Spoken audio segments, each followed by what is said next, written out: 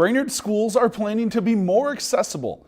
The 6 elementary schools in the district aren't up to the Americans with Disabilities Act standards and don't allow for enough handicap access.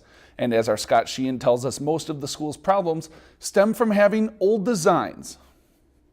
Multi-level schools without ramps or elevators, bathrooms without handicap stalls, and narrow doorways that a wheelchair couldn't pass through. These are among the problems at Brainerd Elementary Schools, brought to the Brainerd superintendent during a third-party inspection. So what we're doing is we're taking those suggestions and then we're going to make some action plans to start ticking those things off. Some things will require immediate attention. Other things are things that, based upon her feedback, we can delay a bit so that we can purposefully build in some transitional plans. Willert says without having every school with handicap accessibility, it limits the types of students some elementary schools can educate, as well as the types of guests, parents, and grandparents the school can welcome. These are public facilities, and we have to understand that the students that we serve do come to us with mobility challenges, but it's not just the students, it's also their parents, their grandparents, that we want to have access to these buildings so that they can be engaged in their child's education as much as anything.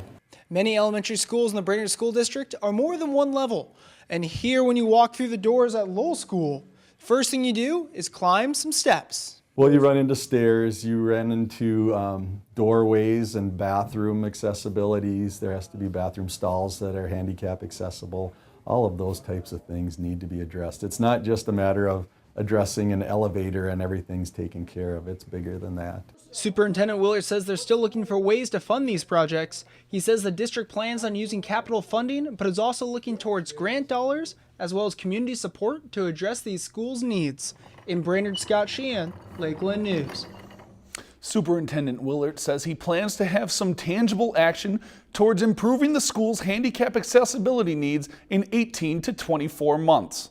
If you've enjoyed this segment of Lakeland News, please consider making a tax-deductible contribution to Lakeland Public Television.